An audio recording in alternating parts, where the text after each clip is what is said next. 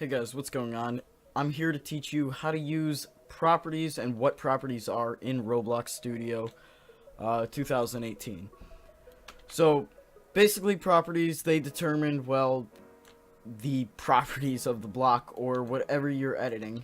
In this case, we're going to use a block here. I'm just going to resize it like this so I can show you. And I'm actually going to put another one behind it of a different color. I'm actually going to throw a decal onto it too for a specific reason when we get to it.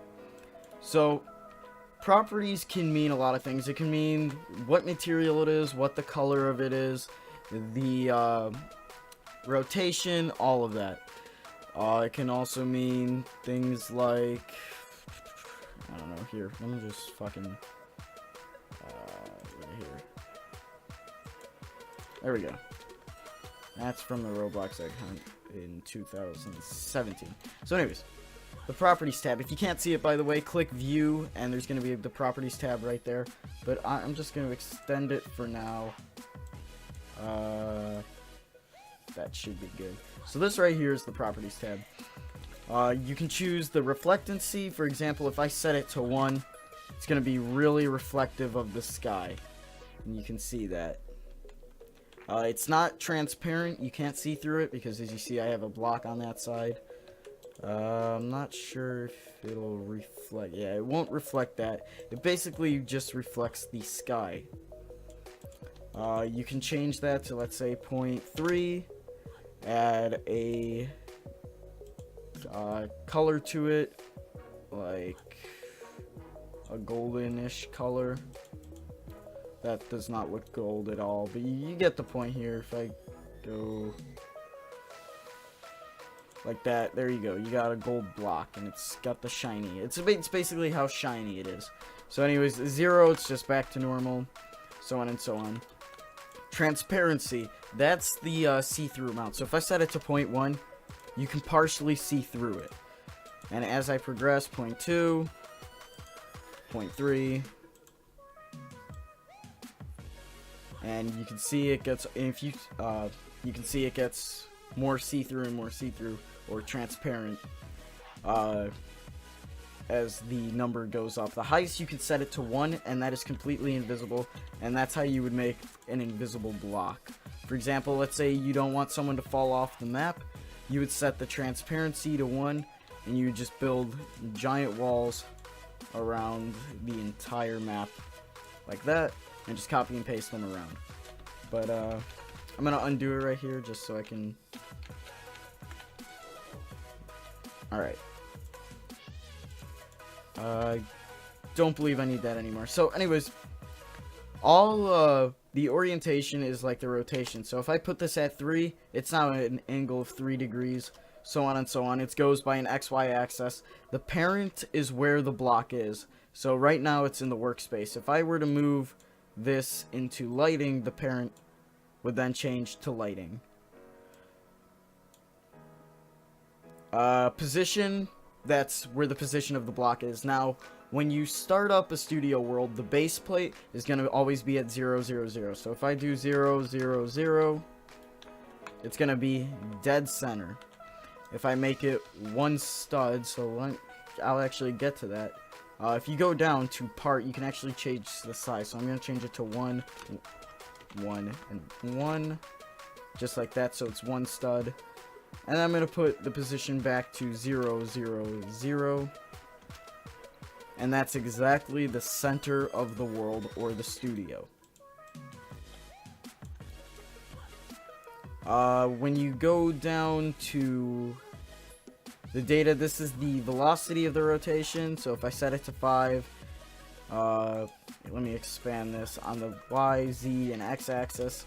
When you rotate it, it's going to change the velocity of it. I'm pretty sure I'm right on that. Yeah, there we go. So it's going to change the velocity of how much you rotate.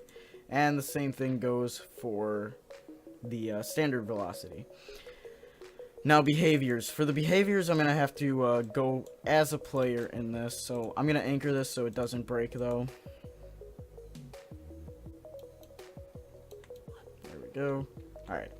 So as you can see, it's a standard thing. And I'm going to edit it through here just so I can show you guys. So anchored means it's anchored. If I uncheck that, I'm able to push it around. So let me just put that back if I can. And I'm gonna anchor it so it's in place again. When it's checked, that means it can't do that. Can collide. You can see I'm clearly colliding with it and I can't go through it. If I turn can collide off, I'm able to walk right through it and jump right through it. Collision group ID, you really don't need to worry about that. Locked, that's if I can select it or not. As you can see, I can't select it right now. But if I unlock it, I'm able to select it. And so on and so forth. Custom physical properties, I'm not going to go through that right now. Same with surface inputs, those really aren't important at all. I'm sorry if you hear my dog. We got a new dog and it's bugging the older dog, but whatever. Surface is going to be kind of like what I showed in the first place. If you want to change what the surface of that looks like, so for example, if I want studs on this side, it's got studs, and it's got all surfaces of the block.